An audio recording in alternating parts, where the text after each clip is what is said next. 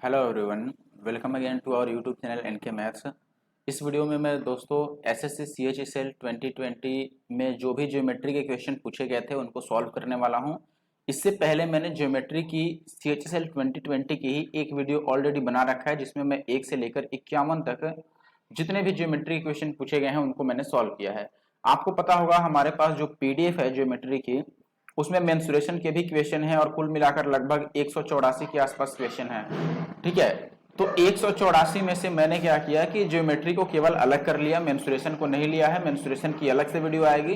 तो 1 से लेकर के क्वेश्चन नंबर 1 से लेकर के और 51 नंबर तक जो भी ज्योमेट्री के सवाल थे उनको मैंने पहले पार्ट में सॉल्व कर दिया है। आपने अगर नहीं देखा है तो देख लीजिए। और इस पार्ट में यानी कि इस वीडियो में मैं 51 के आगे और 100 तक जितने ज्योमेट्री के सवाल हैं उनको सॉल्व करने वाला हूं। तो अगर आपने पहली वीडियो नहीं देखी है जरूर से देख लीजिए, आप प्लेलिस्ट में जाकर, या फिर उसका लिंक जो होगा वो आई बटन में भी आपको मिल जाएगा और डिस्क्रिप्शन बॉक्स में भी मिल जाएगा। चलिए मैं वीडियो स्टार्ट करता हूं। इससे पहले अगर आप सीजीएल मेंस या एसएससी के किसी भी एग्जाम की तैयारी कर रहे हैं तो हमारे channel NK maths Nandu Kumar को जरूर से सब्सक्राइब कर लें। इस पर आपको प्रीवियस ईयर की मैथ और इंग्लिश की चैप्टर वाइज सोल्यूशन मिलते रहता है, तो आप जरूर से हमारे चैनल को सब्सक्राइब कर ले। और इस वीडियो के नीचे कमेंट जरूर करना अगर वीडियो अच्छा लगे तो, और लाइक भी जरूर करना। चैनल पे नए हो तो सब्सक्राइब कर लेना। चलिए आगे बढ़ते हैं और पहले क्वेश्चन से शुरू करते हैं। देखिए दोस्त, पहला सवाल है आज का हमारे पास। त्रिभुज ए बी सी में यहाँ पर डी होगा, डी और ई क्रमशः भुजा ए बी और ए सी पर ऐसे बिंदु हैं कि कोण ए ई डी और कोण ए बी सी दोनों समान हैं।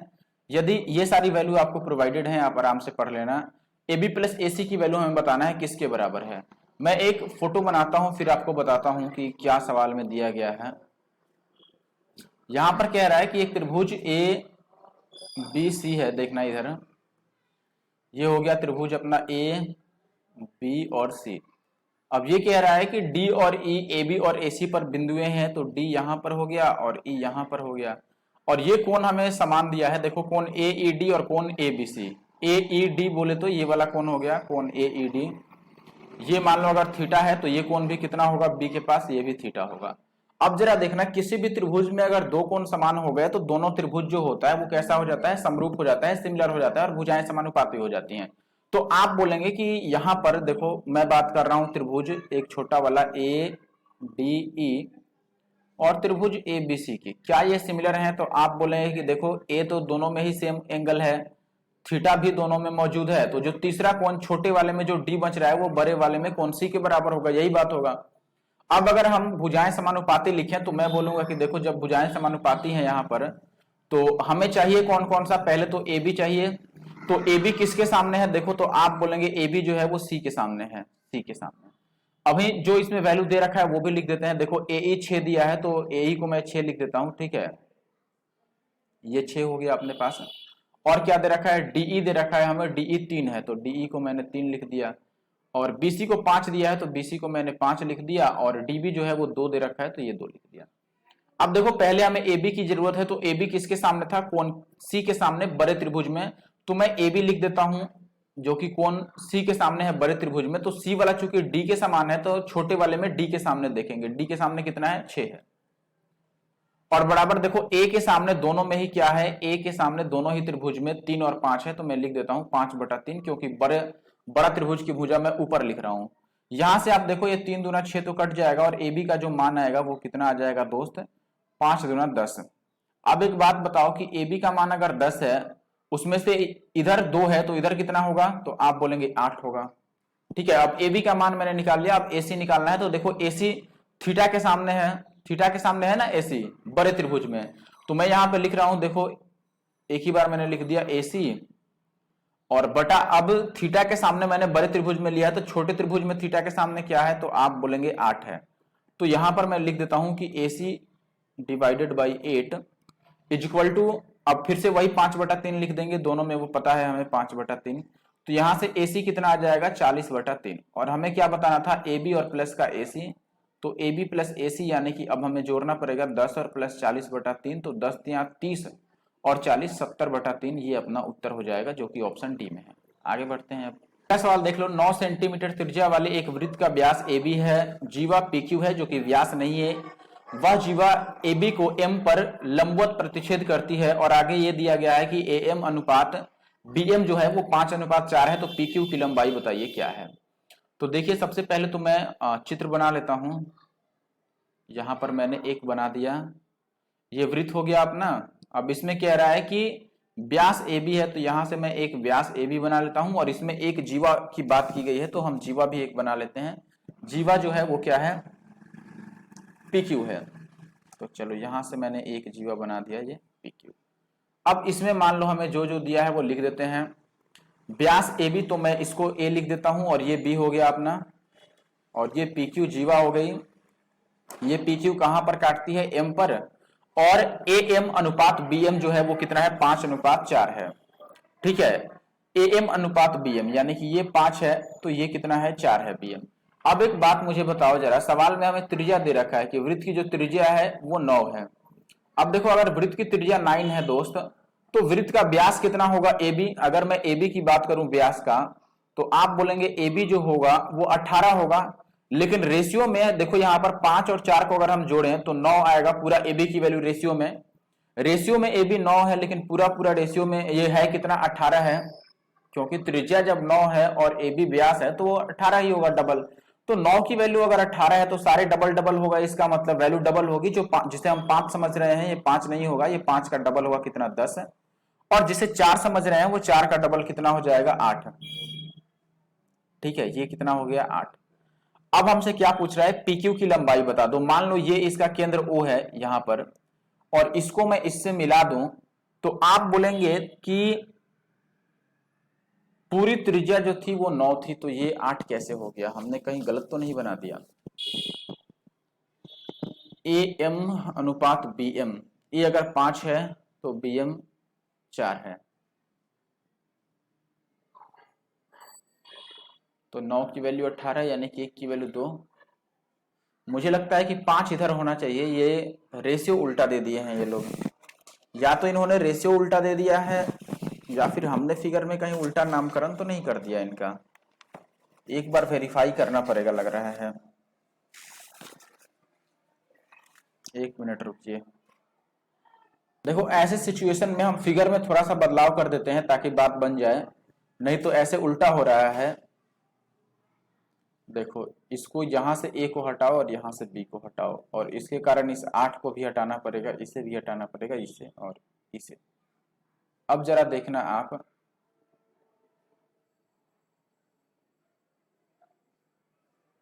देखो हमें क्या करना चाहिए ना, ये यहां पर मिला हुआ था और ये P था। यहां पर मैं मान लेता हूं कि A जो है वो यहां है और B जो है ये यहां है। अब BM की वैल्यू कितनी आई थी, देखो ये वैल्यू डबल हो रही है, तो ये जो 5 है ये कितना बन जाएगा, 10, और जो 4 है ये कितना बन जाएगा, 8 है। तो BM 8 हो गया, तो मैं इसको 8 लिख दूं, और AM यानी कि यहां से यहां तक ये 10 है, और त्रिज्या चूंकि 9 है, यही 9 है, तो ये कितना होगा, 1। और ये तो लंब है अपना, ठीक है, क्योंकि त्रिज्या जीवा पर लंब होती है जब बराबर बराबर बांटती है, तो ये लंब हो गया। अब देखो ये त्रिज्या था तो ये 9 हो गया, और ये 1 है, ये 1 है, ये 9 है, तो पाइथागोरस लगा के हम PM निकाल सकते हैं। तो आप बोलेंगे बिल्कुल, तो PM क्या हो जाएगा, √9 का स्क्वायर 81, और -1 का स्क्वायर 1, यानी क्या √80 आ गया। √80 का मतलब 16×25 80, तो ये कितना आ गया, 4√5। तो अगर PM 4√5 है तो टोटल PQ कितना होगा, उसका डबल होगा, 4√5 का डबल, यानी कितना आएगा, 8√5। ये आंसर होगा। अगला सवाल देख लो दोस्त, यहां पे क्या बोला गया है आपको, यहां पे बोला गया है कि O केंद्र वाला तथा 10 सेंटीमीटर त्रिज्या वाला एक वृत्त में 12 सेंटीमीटर लंबी एक जीवा AB है। A और B पर खींची गई स्पर्श रेखाएं P पर प्रतिच्छेद करती हैं, तो OP की लंबाई बता दो। देखो सबसे पहले हम डायग्राम से बात करते हैं। यहाँ पर दो स्पर्श रेखाएं हैं इसमें, चलो एक यहाँ बन गया तो एक यहाँ मैं बना देता हूँ, ठीक है। और बीच से भी लाइन खींचना पड़ेगा क्योंकि हमें OP बताना है। और एक जीवा की भी बात की गई है तो हम एक जीवा भी इसमें बना लेते हैं, ठीक है। AB एक जीवा है तो यहीं से हमें जीवा भी बनाना पड़ेगा यहाँ पर, तो ये काफी छोटा सा बन रहा है, कोई बात नहीं, चलो इसी में हमें बात करना पड़ेगा। अब जरा देखिए, यहाँ पे कह रहा है कि जीवा की लंबाई 12 सेंटीमीटर है। अब ये जीवा जो है ये AB, अगर इसकी लंबाई 12 है तो ऊपर कितना होगा, 6, और नीचे भी कितना होगा, 6। ये O है, ये P है जिसे हमें बताना है। आपको ये भी ध्यान रखना है कि ये जो कोण थीटा है, ये अगर थीटा है तो ये कोण भी अंदर वाला कितना होता है, थीटा होता है। काफी छोटा मैंने लिखा है क्योंकि चित्र ही कुछ वैसा बन गया है, ठीक है। तो ये थीटा हो गया।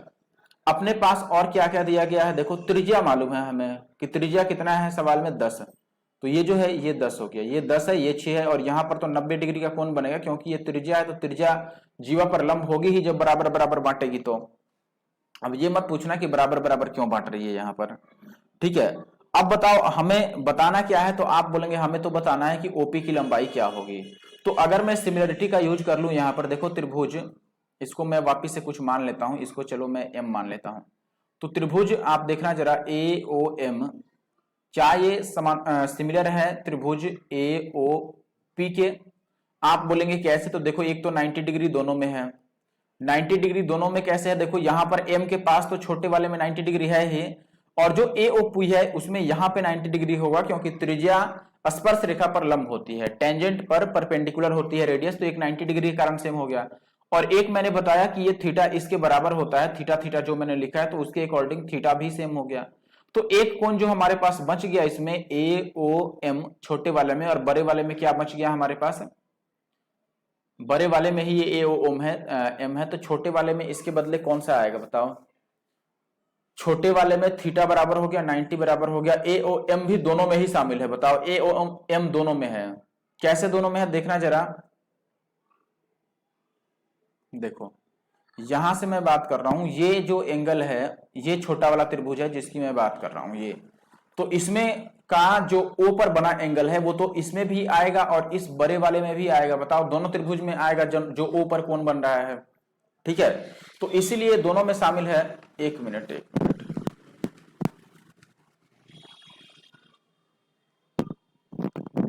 रुको जरा, वापस से मैंने अच्छे से चित्र बना दिया है। इस चित्र में आप क्लियर देख पाएंगे कि एक तो थीटा दोनों में सेम है, इस दोनों ही त्रिभुज में एक तो थीटा सेम है, यहां पर एम भी था, ठीक है, थीटा दोनों में सेम है, 90 डिग्री सेम है, और ओ पर जो कोण बना है ये दोनों में ही मतलब एक ही जगह पे है, दोनों में कॉमन है।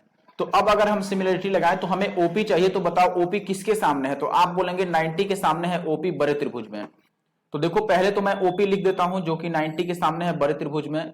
तो छोटे त्रिभुज में 90 के सामने क्या है, देखो छोटे त्रिभुज में अगर आप 90 के सामने बात करेंगे तो छोटे त्रिभुज में 90 कहां पर है, अगर मैं आपसे पूछूं तो आप बोलेंगे ये एम के पास है और इसके सामने क्या आ रहा है 10, तो मैं 10 लिख देता हूं। और बराबर जो दोनों में ही मालूम हो, बताओ तो दोनों में किसके सामने मालूम है भाई, ओ के सामने, ओ के सामने मालूम है। एक तो आप बोलेंगे 90 के सामने 10, छोटे वाले में ओ के सामने कितना है 6 है, बड़े वाले में ओ के सामने तो एपी आ जाएगा। अगर थीटा के सामने की बात करें तो देखो बड़े त्रिभुज में थीटा के सामने तो 10 है, मैं 10 अगर लिख लेता हूं यहां पर, तो छोटे त्रिभुज में थीटा के सामने क्या आएगा बताओ। यहां पर थीटा के सामने लिखने के लिए आपको पाइथागोरस अप्लाई करना पड़ेगा। देखो एक 10 है एक 6 है, तो एक क्या होगा 8 होगा, 3 4 5 के ट्रिपलेट को डबल किया गया है तो एक 8 होगा, तो यहाँ थीटा के सामने क्या आ जाएगा 8। यहां से आप देखेंगे कि ओपी का जो मान आएगा ये 100/8 आएगा, 100/8 का मतलब 25/2 और 25/2 का मतलब होता है 12.5। चलो ये देख लो अगला क्वेश्चन, यहाँ पे क्या बोल रहा है आपको, किसी वृत्त में दो जीवाएं यू भी और डब्ल्यू एक्स वृत्त में स्थित बिंदु जेड पर एक दूसरे को प्रतिच्छेद करते हैं। आगे कह रहा है कि ये सारी वैल्यू प्रोवाइडेड है, तो जेड एक्स की लंबाई क्या है। देखो ये तो आसान क्वेश्चन निकल गया, इसको स्किप कर देना चाहिए था मुझे। यहां पर दो जीवाएं हैं जो कि वृत्त के अंदर ही किसी पॉइंट पे कटती हैं, मान लो मैंने ये एक जीवा बना दिया, एक जीवा ये बना दिया। अब ये कह रहा है दोस्तों कि वृत्त के अंदर ही, पहले इनका नाम रख लेते हैं, एक u भी है और एक wx है, ठीक है। तो मैं एक को लिख देता हूं कि ये मान लो u हो गया और ये v हो गया और ये w और ये x, और कटते कहां पे है z पे। अब आगे आपसे ये दिया गया है दोस्तों कि z भी कितना है 18 है, z से लेकर v तक कितना है 6 है, सॉरी ये 6 हो गया। अच्छा देखो u भी पूरा 12 दिया है, u भी 12 है और एक साइड अगर 6 हो गया तो एक साइड कितना होगा 12 होगा। आगे ये कह रहा है आपको कि WZ जो है ये 9 है, WZ कितना है ये 9 है, और हमसे ये पूछ रहा है कि ZX बता दो। अच्छा ये बताओ कि ये इसका अगर डबल है तो ये भी इसका डबल होगा, सीधी सी बात है, सॉरी डबल बोल रहा हूं यहाँ पर, डबल नहीं, हमें यहाँ पर गुणनफल चेक करना होता है ना, प्रोडक्ट सेम होता है दोनों का। प्रोडक्ट सेम होने से मेरा क्या मतलब है, जब जीवाएं किसी वृत्त के अंदर कटे या बाहर कटे, आपको ये बात पता होनी चाहिए कि उनका प्रोडक्ट सेम होता है, यानी कि आप कहेंगे कि देखो यू जेड और गुणा का जेड भी ये किसके बराबर होगा, एक्स जेड और गुणा में जेड डब्ल्यू के। तो यू जेड कितना है यहाँ पर, एक 12 है, एक 6 है, और इधर कितना हो जाएगा एक्स जेड तो हमें बताना है, और ये कितना है 9। अब यहाँ पर देखना, ये अगर 9 है तो 9 से कट जाएगा, 12 छक 72 है, तो 8 9 72, और इधर एक्स जेड बन जाएगा, तो 8 आ जाएगा अपना आंसर। ये सवाल देखना, आप कह रहा है त्रिभुज एबीसी में वृत्त में त्रिभुज एबीसी एक वृत्त में अंकित एक त्रिभुज है, यानी कि एक सर्कल के अंदर इंस्क्राइब्ड है। आगे ये कह रहा है कि कोण एसीबी 35 डिग्री के बराबर है, पीसी के विपरीत एबी की ओर स्थित वृत्त पर एक बिंदु है, तो एंगल एपीबी कितना होगा। यानी कि एक वृत्त आपको दे दिया गया, और ये कह रहा है कि इस वृत्त में एक त्रिभुज है पहले से ही। तो मान लो मैंने ये एक त्रिभुज बना दिया इसके अंदर यहाँ पर, और त्रिभुज का नाम क्या है, तो आप बोलेंगे त्रिभुज का नाम है ए बी सी। तो ये मैं लिख देता हूं कि मान लो ये ए हो गया, ये बी हो गया, और ये हो गया सी। अब ये कह रहा है कि सी के विपरीत ए बी की ओर एक पॉइंट पी स्थित है, तो सी के अपोजिट साइड में यहां पर पी हो गया। तो हमसे पूछा गया है कि ए पी बी बता दो, ए पी बी का मतलब इसे भी मिलाना चाहिए हमें, तभी हम ए पी बी बता पाएंगे। ठीक है, ये कोण हमसे पूछ रहा है, और हमें दिया क्या है, हमें ए सी बी दिया है कि ये कोण 35 डिग्री है। अच्छा बताओ, क्या ये साइक्लिक क्वाड्रिलेटरल नहीं बन गया। साइक्लिक क्वाड्रिलेटरल यानी चक्रीय चतुर्भुज में आमने सामने की कोणों का योग 180 होता है। अब ये 35 है तो ये 145 होगा सीधा सीधा, तभी तो इसको और इसको ऐड करके 180 बनेगा। आगे बढ़ते हैं, अगला सवाल देखिए, माना कि वृत्त का केंद्र O है और व्यास AC है, BD जीवा है जो AC को E पर कट करती है, AD और AB जुड़ी हुई हैं, यदि कोण BOC 40 और कोण AOD 120 है तो कोण BEC कितना होगा। ठीक है, एक वृत्त दिया गया है, तो एक वृत्त मैं यहां बना देता हूं। अब ये कह रहा है कि इस वृत्त में AC व्यास है, तो मान लो ये AC हो गया जो कि व्यास है, और ये कह रहा है कि BD एक जीवा है। मान लो यहां पर मैंने बना दिया कि ये क्या है, वो जीवा है BD। ठीक है, यहां पर मैंने एक जीवा बना दिया BD। तो आगे कह रहा है इसमें कि AC को बिंदु E पर प्रतिच्छेद करती है, AD और AB जुड़ी हुई है। ठीक है, AD और AB जुड़ी हुई है, तो BD जीवा था, तो ये अगर A मैं मानूं तो इससे हमें मिलाना पड़ेगा। मैं आगे अभी नाम लिखूंगा तो आप समझ जाएंगे। ठीक है, अब यहां पर ध्यान दीजिए कि क्या क्या यहां पर मौजूद है। हमें ये कहा गया है कि केंद्र इसका O है। ठीक है, तो मैं मान लेता हूं कि ये केंद्र है, यहां पर O है, ये A है, और ये C है जो कि व्यास था, और ये BD है जो कि जीवा है, और BD कहां पर काटती है, E पर काटती है, तो ये कितना हो गया, E हो गया।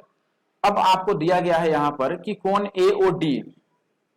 AOD यानी कि इसे भी मिलाने की जरूरत है। चलो इसको भी मैं मिला देता हूं, ये मैंने मिला दिया,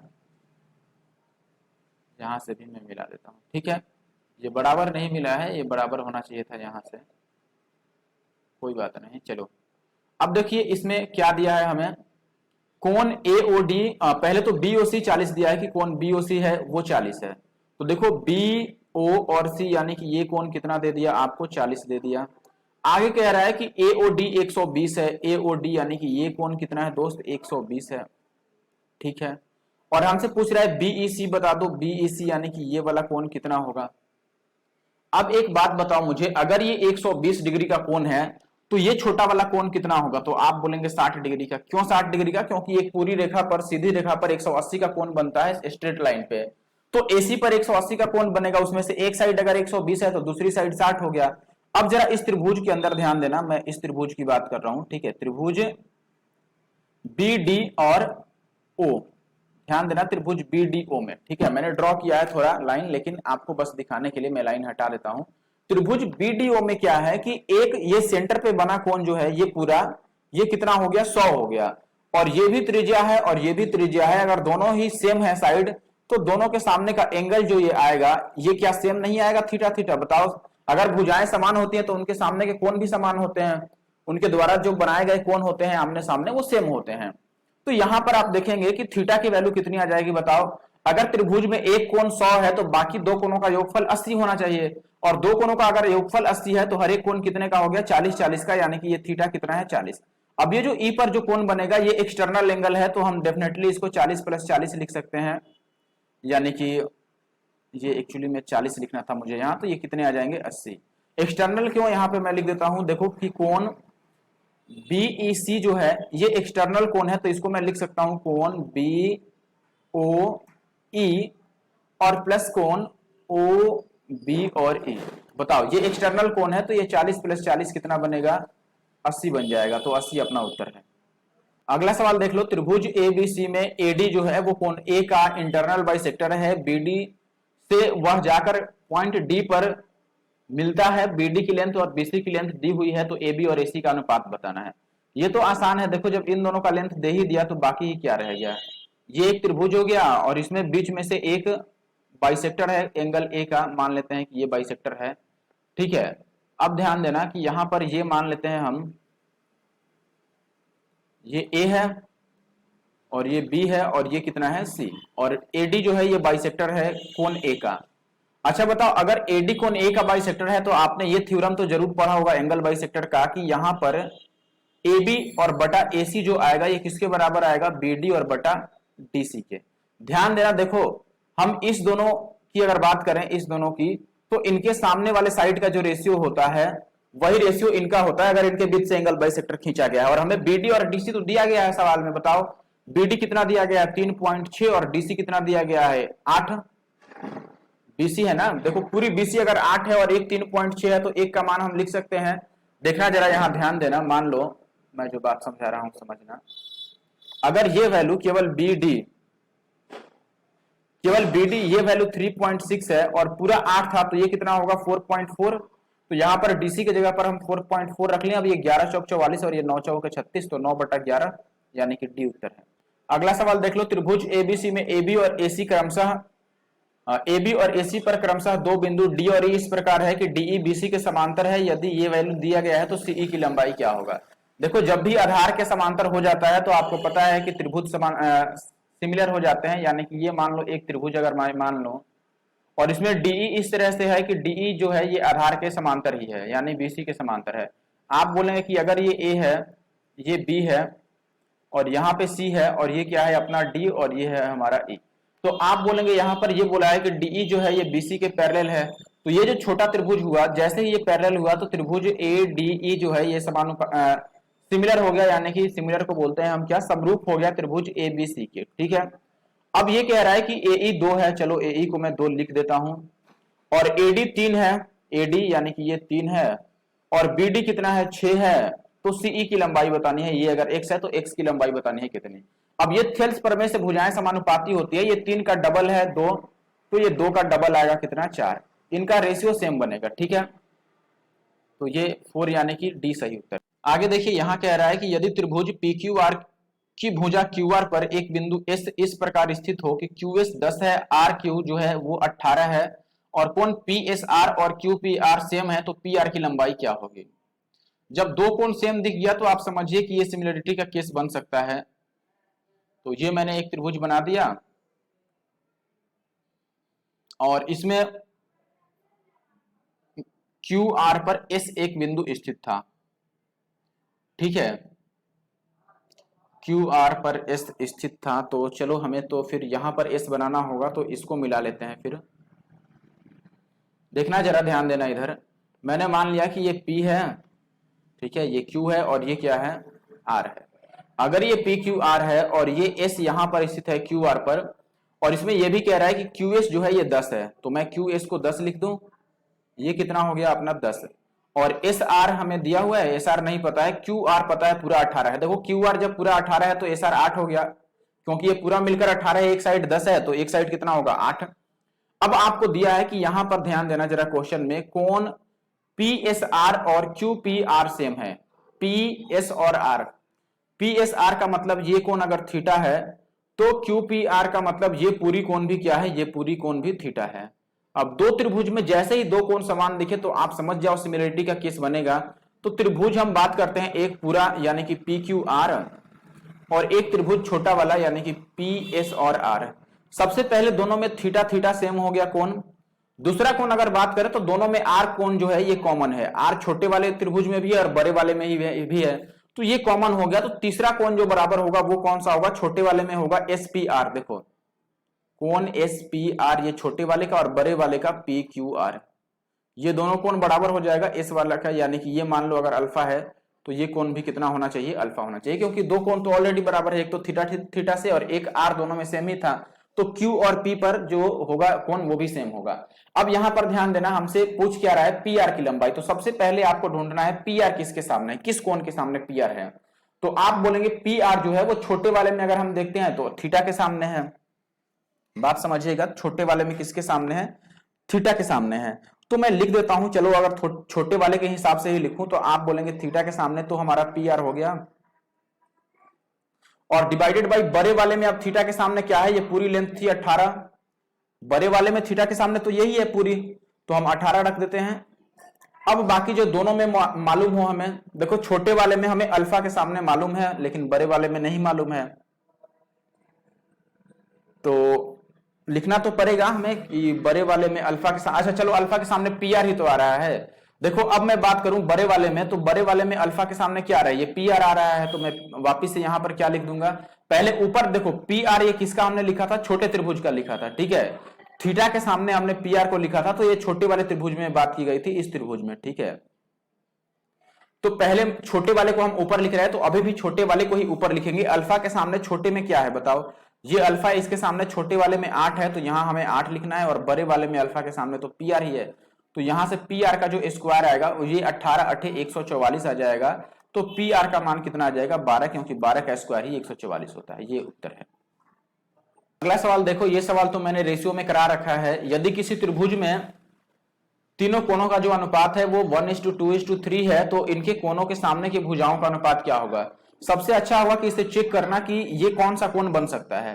देखो जिस कोण का हमें मान ज्ञात होता है, अगर साइन कॉस में मैं बात करूं त्रिकोणमिति में, तो सबसे छोटा कोण 0 के बाद 30 आता है, तो मैं सबसे छोटे को इस एक को अगर 30 मानूं तो 30 से सबको गुना करना पड़ेगा, ये अगर 30 है तो दूसरा कोण 30 दूना 60 और तीसरा कोण 30 या 90 हो जाएगा।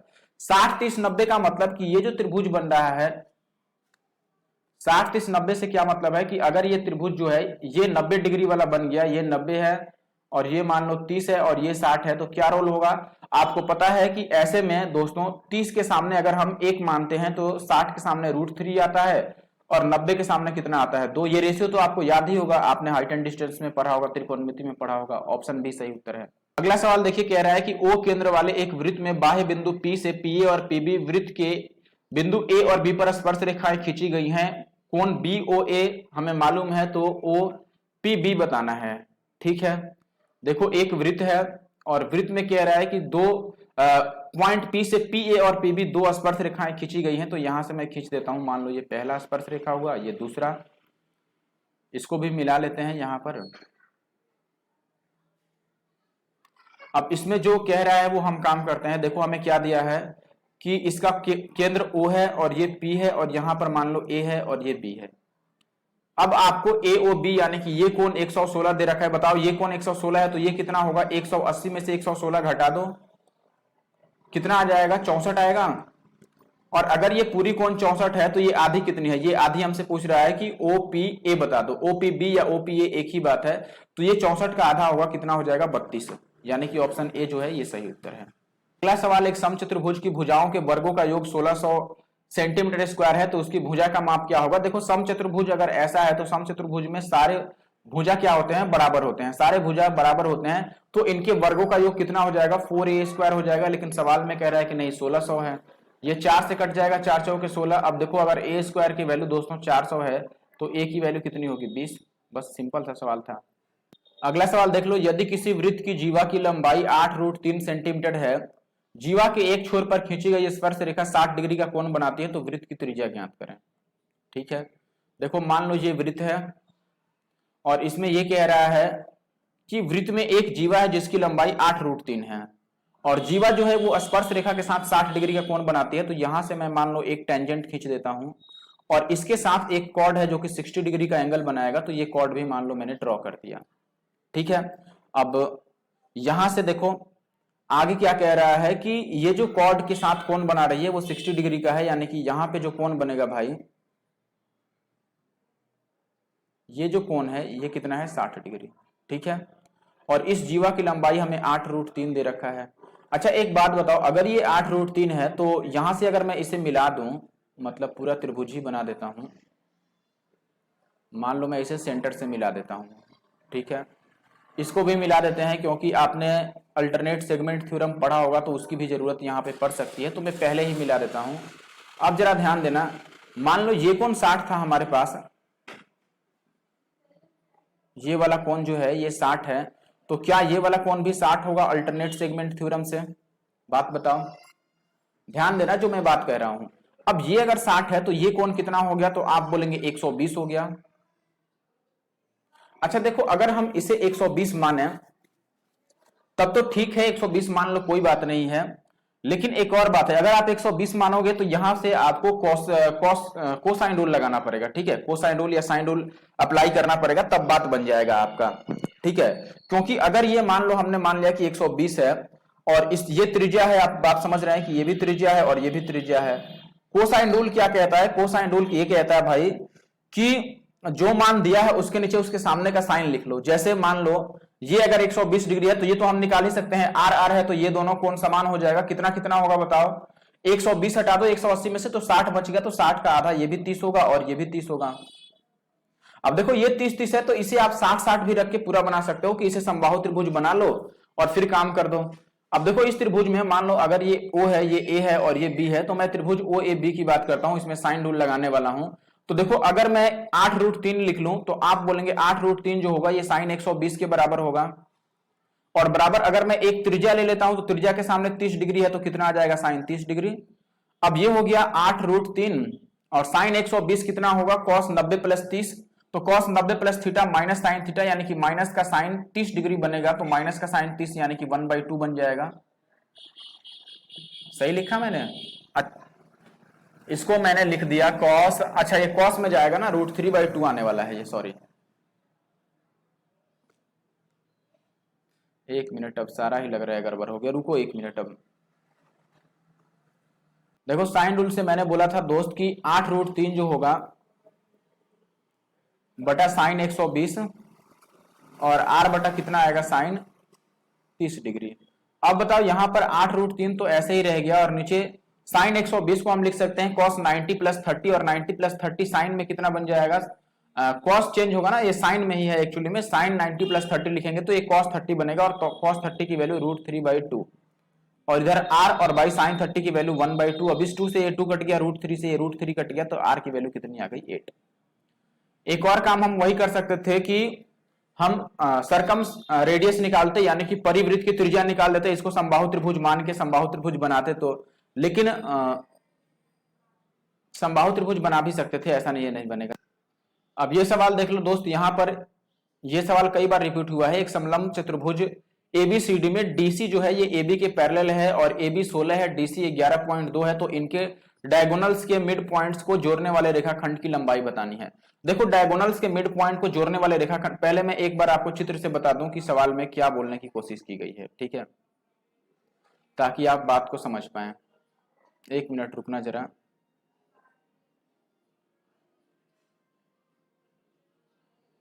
देखो यहां से मान लो इस तरह का मैं एक बना देता हूं आपको समलंब,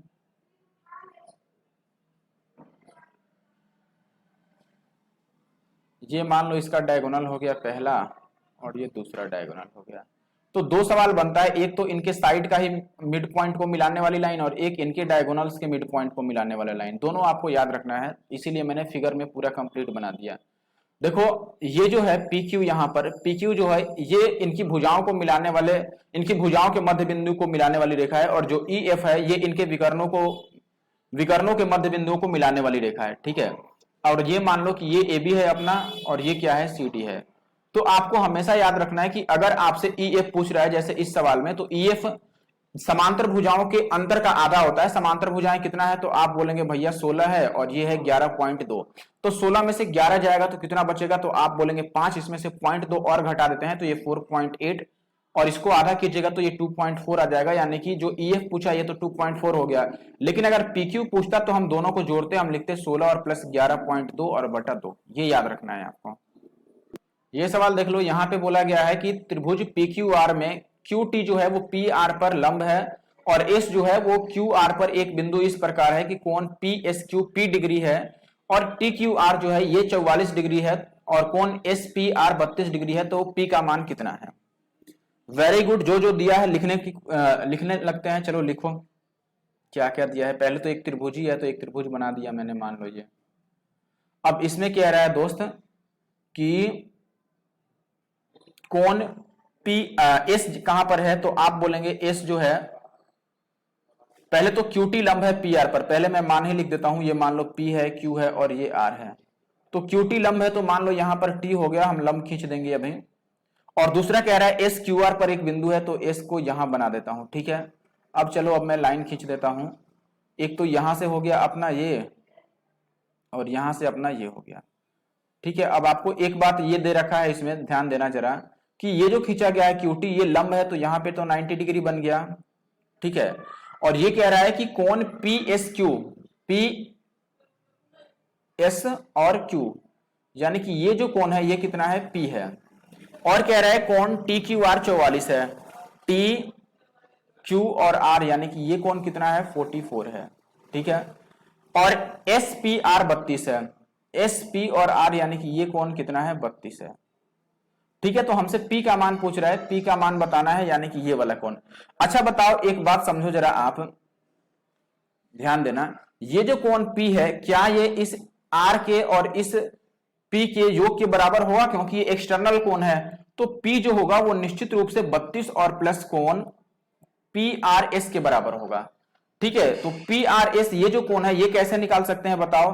तो आप बोलेंगे कि ये तो 90 डिग्री है क्योंकि लंब था, ये 90 डिग्री है और ये 44 ही है।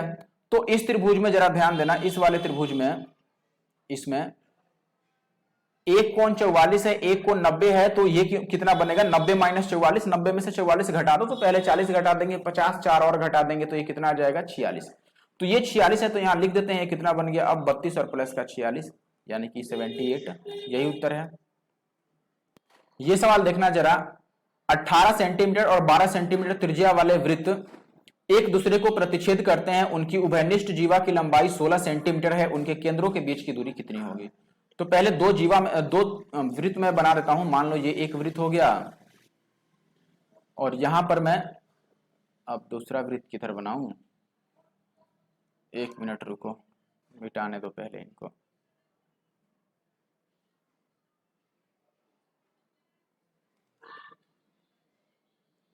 ये तो पहला वृत्त था अपना,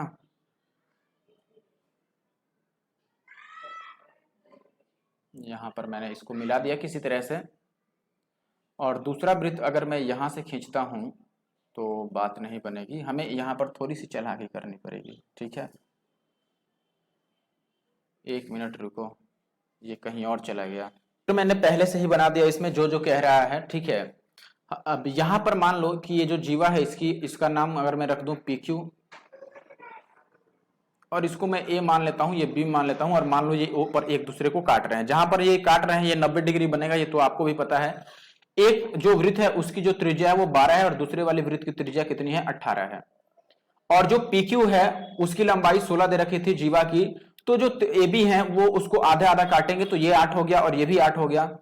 अब बताओ यहां से अगर मैं AO की लंबाई लिखूं तो डायरेक्ट पाइथागोरस लगा दूं मैं, √12 का स्क्वायर और माइनस 8 का स्क्वायर, क्योंकि 90 डिग्री के सामने 12 है, 12 का स्क्वायर 144 और 8 का स्क्वायर 64। घटाएंगे तो पहले 44 घटा दो फिर 20 घटा दो, तो ये तो 80 आएगा।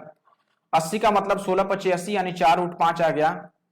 अब यहां पर देखो अगर मैं बात करूं BO की कि BO कितना होगा, तो आप बोलेंगे कि BO जो होगा ये होगा √18 का स्क्वायर यानी 324 और माइनस 8 का स्क्वायर यानी कि 64। 324 में से 64 घटा लो, तो पहले 24 घटा लो, बाद में 40 घटा लेंगे तो 260 आएगा क्या? बाद में 40 घटाएंगे तो 260 का मतलब ये कितना हो गया? तो आप बोलेंगे भैया ये 13 और गुणा का 20 है।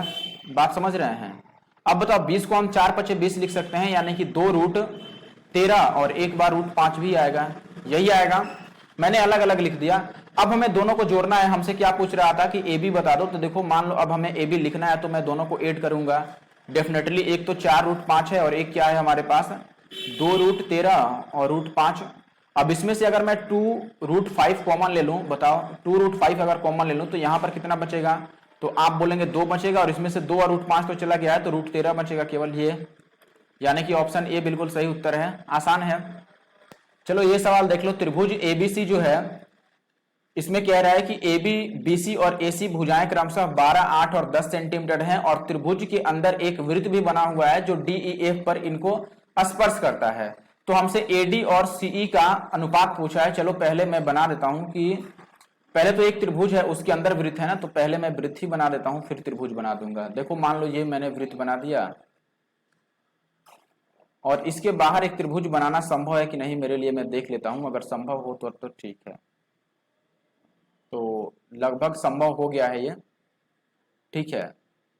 देखो ये रोल है, ठीक है। अब यहां पर एक बात समझना कि आपको क्या क्या दे रखा है। इसमें ये कह रहा है कि त्रिभुज एबीसी है, तो यहां पे ए हो गया और ये हो गया बी, ये हो गया अपना सी। इसमें ये कह रहा है कि ए बी ए सी इन सबको DEF पर ये टच करता है। तो ए बी में मान लो यहाँ पे ये डी हो गया, यहाँ पे ई हो गया और यहाँ पे क्या हो गया अपना एफ हो गया। अब आपको क्या दिया गया यहाँ पर ध्यान देना। आपको ये कह रहा है कि इन सबकी लेंथ है कितनी, 12, 8 और 10। ए बी का लेंथ 12 है। पूरा ए बी जो है, ध्यान देना, पूरी जो ए बी है यहां से और यहां तक, ये पूरी कितनी है, 10 है, सॉरी 12 है। BC कितनी है, 8, यानी कि ये पूरी 8 है। और AC कितनी है, ये पूरी, तो आप बोलेंगे ये पूरा है हमारे पास 10, ठीक है। और हमें AD और साथ में CE का अनुपात बताना है। अच्छा चलो मैं मान लो कि AD को मैंने बोला कि ये x है, तो आप बोलेंगे फिर ये भी x है, क्योंकि पॉइंट A से ये दो बाह्य बिंदु से खींची गई स्पर्श रेखाएं समान होती हैं त्रिभुज वृत्त में। वैसे ही देखो B से D और B से E ये भी स्पर्श रेखाएं हैं। ये अगर x है, ध्यान देना, अगर ये x है तो ये लेंथ कितनी हो जाएगी, 12 - x, क्योंकि पूरा 12 था। और ये अगर 12 - x है तो बताओ ये भी कितना होगा, ये भी हमारे पास 12 - x होगा, ठीक है। और ये पूरा अगर 8 था तो ये लेंथ कितना होगा हमारा, 8 में से 12 - x घटाएंगे तो 8 में से अगर 12 को घटाएंगे -4 और प्लस का x होगा, ये वाला। और ये लेंथ कितना होगा FC, तो आप बोलेंगे ये पूरा 10 था और उधर x हो गया, तो ये कितना होगा 10 - का x। अब आप बोलेंगे कि C से खींची गई दो स्पर्श रेखाएं हैं, देखो CE और CF, ये दोनों बराबर होनी चाहिए क्योंकि बाह्य बिंदु से खींची गई स्पर्श रेखाएं बराबर होती हैं। तो आप बोलेंगे ये एक तरफ से तो आया है -4 और प्लस का x, और एक तरफ से ये आ गया है 10 - x। तो यहां से x को इधर ला दें तो 2x = 14 हो जाएगा, यानी x का मान कितना हो जाएगा, 7। और अगर x का मान 7 हो गया तो हमसे पूछ रहा था कि AD का अनुपात CE से बताओ। AD तो हमने 7 निकाल लिया, CE कितना है, तो 10 - x है। देखो CE ये है -4 और प्लस का x, तो x हमारे पास कितना है, 7, 7 में से 4 जाएगा तो ये कितना आ जाएगा, 3। तो ये अपना उत्तर है। ये सवाल देख लो, त्रिभुज RST में माध्यिका RP की लंबाई 24 है, इसका केंद्रक O है, जहां ST पर एक बिंदु P है, तो RO का मान हमें बताना है, क्या होगा। पहले चित्र से ही बात करते हैं। ये मान लो चित्र हो गया बड़ा सा, और इसमें ये कह रहा है कि इसकी RP जो है ये एक माध्यिका है, तो P से मैं R तक माध्यिका खींच देता हूं, ठीक है। तो RP और केंद्रक O है। चलो एक काम करते हैं, पहले नाम लिखते हैं क्या क्या है। देखो त्रिभुज का नाम था RST, ये मान लो R है, ये S है और ये कितना है अपने पास T है। और R से RP जो है ये माध्यिका है और इसकी लंबाई माध्यिका की 24 दे रखी है, और ये कह रहा है कि इसका केंद्रक O है। केंद्रक O होने का मतलब ये O हो गया, मान लो सेंट्रोइड A हो गया। और ये कह रहा है कि ST पर एक बिंदु P भी है, ST पर एक बिंदु P है, तो ST पर तो एक बिंदु P होगा ही, ये तो पहले से ही हमें ज्ञात है। RO का मान हमें बताना है कि RO कितना होगा, तो ये तो इजी हो गया ना, ये पूरा 24 है, तो ये अगर केंद्रक है तो ये 2:1 में रहता है। आपको पता है माध्यिका जो होती है उसको केंद्रक 2:1 में बांटता है, तो आप बोलेंगे 2 और 1, 3 की वैल्यू यहाँ पे 24 दे रखी है, यानी 1 की वैल्यू 8 हो गई, और हमसे ये पूछ रहा है RO, तो 2 की वैल्यू 8 × 16 हो गया। ये तो इजी ही सवाल निकल गया। ये सवाल देख लो, यदि त्रिभुज ABC और QPR समरूप हैं और इनकी क्षेत्रफल का अनुपात ये है, भुजा कुछ दिए हुए हैं, तो PR का मान। ये सवाल पहले भी आ चुका है, मैंने ज्योमेट्री में ये सवाल कराया हुआ है पहले भी, ठीक है। 2 त्रिभुज है, ध्यान देना, मैं छोटा छोटा ही बनाऊंगा क्योंकि ज्यादा इसमें काम नहीं है बड़ा, ठीक है। ये 2 त्रिभुज हो गया। अब इसमें ये कह रहा है कि दोनों त्रिभुज में, एक तो त्रिभुज है ABC, तो इस त्रिभुज का मैंने नाम लिख दिया, लेट से ये A है, ये B है, ये C है। ठीक है। और एक त्रिभुज हमें इसी फॉर्मेट में लिखना होगा, ये क्यू पी आर लिखा है तो हमें इसी तरह लिखना होगा कि ये क्यू है, पी है और ये आर है। ये ध्यान रखना, अलग लिखेंगे गलत हो जाओगे। यहां पर इनकी क्षेत्रफल का अनुपात 4:9 है। ठीक है, ये बाद में लिखेंगे। एसी कितना है 12, तो ये 12 हो गया। ए बी 18 है और बीसी कितना है 10 है। हमें पी आर बताना है, ये कितना होगा, मान लो x है।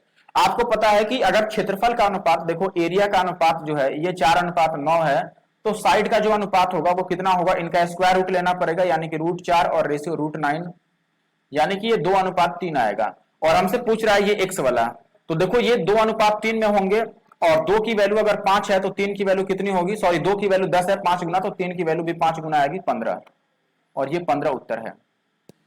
ये देखो क्वेश्चन नंबर 90, केंद्र O वाले किसी वृत्त पर ए बी सी 3 बिंदु इस प्रकार स्थित हैं कि कोण BOC 124 डिग्री है, तो BAC का मान क्या होगा। आसान सवाल है, ये तो बन जाना चाहिए। ठीक है, देखो ये क्या कह रहा है कि एक वृत्त हो गया, इसमें ए बी सी 3 बिंदु स्थित हैं, तो यहां पर मान लो मैं 3 बिंदु रख देता हूं, ये ए हो गया, ये बी हो गया, और ये कितना हो गया अपना सी हो गया। अब ये कह रहा है कि कोण BOC, यानी कि इसमें सेंटर की भी जरूरत है, ये सेंटर हो गया, तो कोण BOC हमें दे रखा है कि ये कोण कितना है 124 है, और हमसे BAC पूछ रहा है, यानी कि यहाँ का कोण पूछ रहा है, तो ये तो इजी है ना, ये कोण आधा होता है, केंद्र पर जब कोण बनता है परिधि पर उसका आधा होता है, 124 का आधा कितना होगा 62। वन देख लो, त्रिभुज ABC में P और Q क्रमशः भुजाओं AB और AC के मध्य बिंदु हैं।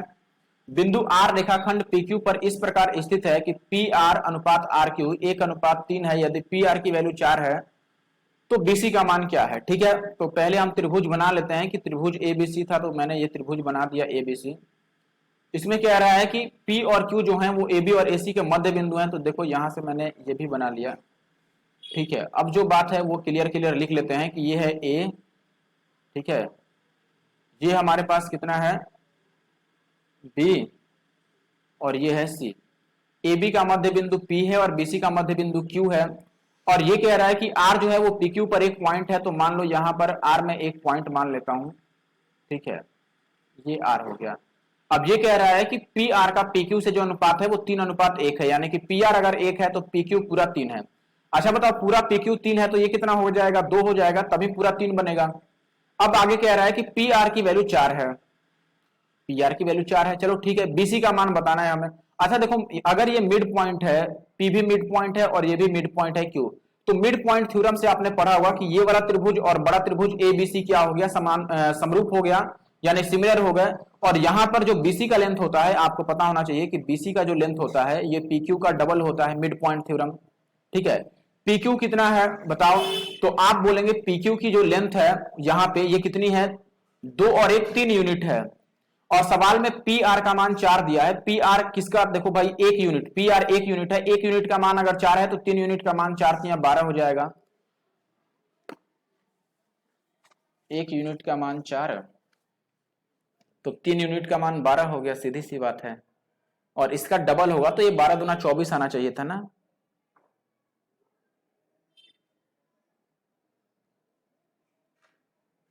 PR 1 का मान 4 है तो 2 और 1 3 है, PQ का मान कितना हो जाएगा 4 3 12।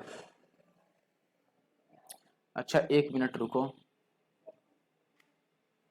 ये पूरा अगर यहां देखो गड़बड़ इसलिए हो रहा है ना क्योंकि सवाल में इंग्लिश में कुछ और लिख दिया है। जरा ध्यान दीजिए कि इंग्लिश में क्या दिया है। देखो यहां इंग्लिश में देखना, इंग्लिश में लिखा है कि RQ जो है वो 3 है, तो इन्हें हमें मिटाना पड़ेगा। अब वापिस से हमें लिखना पड़ेगा वैल्यू। ठीक है, बनाया तो हमने सही ही था, कोई बात नहीं। चलो देखो इंग्लिश में यहां पर लिखा है कि ये PR और RQ का रेशियो है 1:3, यानी कि यहां पे R था, ये 1 था, तो ये पूरा 3 था। यानी कि अब आप बोलेंगे कि देखो भाई अगर ये 1 था ये 3 था तो पूरा मिला के ये 3 और 1 4 हो गया, और सवाल में 1 की वैल्यू 4 दी थी, यहां पर ध्यान देना। ठीक है, 1 की वैल्यू 4 दी थी, तो हमारे पास 4 की वैल्यू कितनी हो जाएगी, 4 चौके 16, और ये 16 हो गया PQ का लेंथ। अगर PQ 16 के बराबर है तो BC जो होगा वो 16 का डबल होगा, यानी 32। बस अगला सवाल देखना, रेखा AC किसी वृत्त के बिंदु P पर स्पर्श रेखा है, ठीक है, और वृत्त की जीवा PQ इस प्रकार है कि BP और BQ बराबर है और ये कोण 64 है, तो ये कोण बताना है। तो देखो पहले हम एक बना लेते हैं ऐसा सर्कल, और इसमें कह रहा है कि भाई एक स्पर्श रेखा खींची गई है AC, तो ये मान लो AC स्पर्श रेखा हो गई, ठीक है। अब ये कह रहा है कि इसमें एक PQ जो है ये इसकी एक BP और BQ बराबर है। पहले हमें नाम लिखना पड़ेगा कि ये क्या है, हमारे पास AC है, मान लो ये A है, तो ये C है। अब सवाल में कह रहा है कि PQ एक जीवा है और BP जो है वो BQ के बराबर है, ठीक है। तो PQ एक जीवा मान लो मैं यहां से बना दूं, अगर अभी वापस लाइन खींचने की जरूरत पड़ गई, मान लो ये PQ है, ठीक है।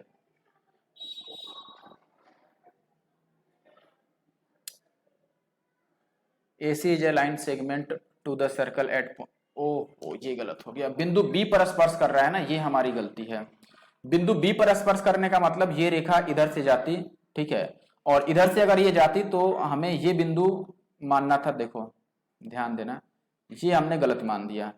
अब यहां पर मैं सब चीज एक ही बार बनाकर ही बात फाइनल करूंगा, आगे बढ़ूंगा। देखो यहां से अब इसको मिला लेते हैं और इसको भी मिला देते हैं, ठीक है।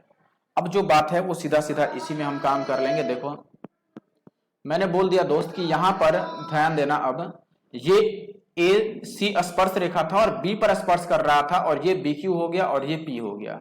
अब इसमें कह रहा है कि BP और BQ समान है, ये वाली लाइन और ये वाली लाइन समान है, तो ये वाला कोण और ये वाला कोण भी समान होगा, सीधी सी बात है। हमें ABP दिया है, ABP का मतलब ये कोण दिया है 60 डिग्री, 64 है सॉरी, तो अल्टरनेट सेगमेंट थ्योरम से ये भी 64 बन जाएगा, और अगर ये 64 है तो ये भी 64 हो गया।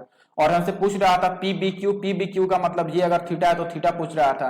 180 में से 2 बार 64 घटा दो, 64 गुना 128 घटा दो, तो ये कितना आएगा, 10 में से 8 जाएगा 2, और यहां पर आ जाएगा 7 में से 2 जाएगा 5, 52 डिग्री आएगा, ये उत्तर है। त्रिभुज ABC में कोण A 135 है, CA 5√2 है, AB कितना है हमारे पास 7 है, E और F क्रमशः भुजा AC और AB के मध्य बिंदु है, EF की लंबाई हमें बतानी है कितनी होगी। तो ये अपना त्रिभुज हो गया। अब ध्यान देना, इस त्रिभुज में कह रहा है दोस्त कि E और F मध्य बिंदु है, ठीक है, और एक कोण 135 है। देखो जैसा त्रिभुज बोल रहा है वैसा बनाते हैं हम, ठीक है ना। हमें इस तरह का त्रिभुज बना लेना चाहिए इस बार, ऐसा।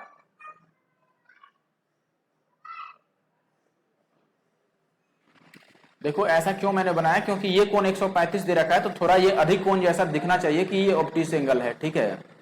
ये जो कोण है ये 135 है, ये अपने पास E है और ये F है, और ये कह रहा है कि ABC है, ठीक है, जिसमें कोण A ही 135 है, तो ये A हो गया, मान लो ये B हो गया और ये C हो गया, ठीक है।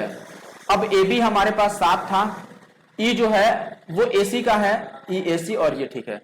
अब हमें क्या दिया है कि AB जो है ये पूरा कोण, ये पूरा लाइन जो है ये 7 है, ठीक है, और E और F मध्य बिंदु है, ठीक है, ये भी 5√2 है। ध्यान देना, ये पूरी जो लाइन है ये AC ये 5√2 है।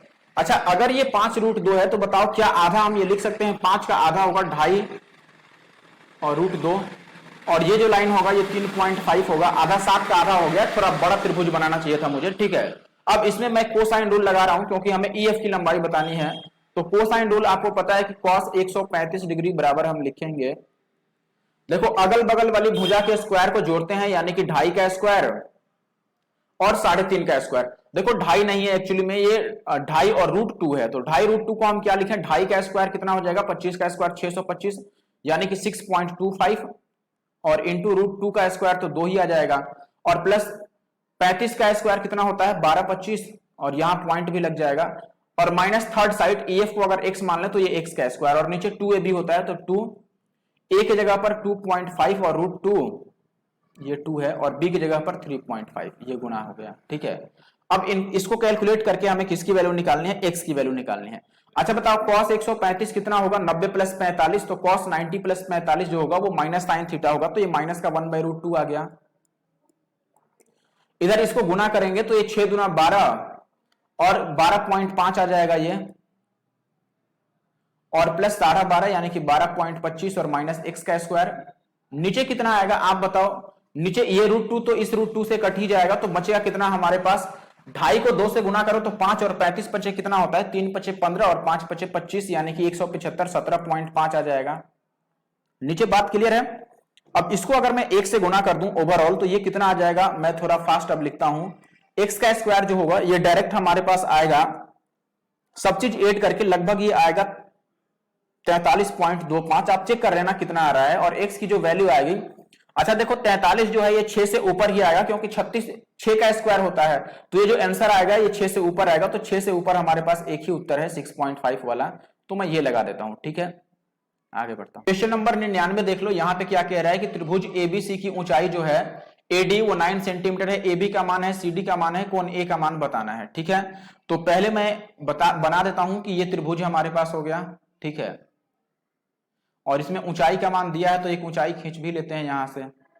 अब बात समझना, ये त्रिभुज का नाम क्या है, तो आप बोलेंगे नाम है भैया A, B और C, और AD इसकी हाइट है जिसका मान दे रखा है कि 9 है। ठीक है, AB जो है वो 6√3 है, AB जो है ये 6√3 है, CD जो है ये 3√3 है, तो ये 3√3 हो गया, और कोण A हमें बताना है कि कितना होगा, ये एंगल बताना है, कोण A बता दो कितना होगा। अच्छा एक बात बताओ, अगर ये ऊंचाई है तो डेफिनेटली ये 90 डिग्री बन गया और ये भी 90 डिग्री बन गया। अब ये अगर 6 है और ये 6√3 है, तो ये लाइन BD कितना होगा, तो आप बोलेंगे कि 6√3 के स्क्वायर में से 9 का स्क्वायर घटा दो, पाइथागोरस लगा दो, 6√3 का स्क्वायर 108 में से 9 का स्क्वायर 81 जाएगा, तो कितना बचेगा बताओ, 108 में से 81 जाएगा, तो हमारे पास बचेगा 19 और 8 27, 27 को हम क्या लिख सकते हैं 3√3, ये 3√3 हो गया। अब देखो ये पूरी साइड कितनी हो गई 6√3, अब दो साइड अगर सेम आ गया एक त्रिभुज में, त्रिभुज एबीसी में दो साइड 6√3 आ गया, तो तीसरा भी चेक कर लो क्या ये भी 6√3 है क्या, तो ये 9 है और ये 3√3 है, तो ये कितना आएगा बताओ। इस साइड से देख लो ना, जब ये 9 था, ध्यान देना, जब ये साइड 9 था हमारे पास और ये 3√3 था, तो ये कितना आया 6√3 आया, तो उसी हिसाब से ये भी 6√3 आएगा। अब त्रिभुज एबीसी जो है, या इसमें तीनों ही भुजा समान हो गए, तो तीनों कोण भी समान होंगे 60-60 डिग्री के, क्योंकि ये बन गया समबाहु त्रिभुज, इक्विलेटरल ट्रायंगल। आखिरी सवाल आज का है कि केंद्र O वाले एक वृत्त में 6 सेंटीमीटर लंबी जीवा से 4 सेंटीमीटर की दूरी पर, O केंद्र वाले वृत्त में 6 सेंटीमीटर लंबी जीवा जो है वो केंद्र से 4 सेंटीमीटर की दूरी पर है, तो व्यास की लंबाई बता दो क्या होगी। कोई बात नहीं, देखो ये मान लेते हैं कि ये अपनी वृत्त बन गई। ठीक है, इसमें एक जीवा है, तो एक जीवा हम बना लेते हैं 6 सेंटीमीटर लंबी, ये मान लो जीवा हो गया, केंद्र से 4 सेंटीमीटर की दूरी पर है, तो ये केंद्र से दूरी बना दिया, ये भी मैंने मिला दिया। अब ध्यान देना, जो जो काम यहाँ पे करना है, ये मान लो O है, ये A है और ये B है, तो आप बोलेंगे OB तो त्रिज्या है, ये R है, और OA दिया है कि केंद्र से दूरी 4 है, और पूरी जीवा अगर 6 थी तो ये 3 हो जाएगा। बताओ, अब ये 4 है, ये 3 है, तो ये कितना होगा 5, 3 4 5 का ट्रिपलेट बन जाएगा, ये 90 डिग्री है, क्योंकि जो केंद्र से अगर हम लंब डालते हैं यहाँ पर, या जो लंबिक दूरी होती है जीवा की, वो 90 डिग्री पर ही बनता है, वो आधा आधा बांटता भी है। तो अब यहाँ पर देखना, अगर ये 5 आ गया, रेडियस 5 आ गया हमारे पास, तो डायमीटर कितना हो जाएगा उसका डबल, 5 गुना 2, यानी कि ये कितना आ जाएगा 10। 10 उत्तर है अपना, ऑप्शन डी सही है। तो इस वीडियो में बस इतना ही। वीडियो कैसा लगा जरूर से मुझे कमेंट करके बताना। काफी मेहनत के बाद वीडियो बन रही है आजकल, ठीक है, टाइम काफी कम मिल रहा है, फिर भी मैं समय निकाल रहा हूं, तो आप लोग अपना सपोर्ट बनाए रखिए और वीडियो को लाइक कीजिए, कमेंट जरूर करना। Thank you for watching the video. अगली वीडियो जल्दी आएगी, स्टे ट्यून करके रखना।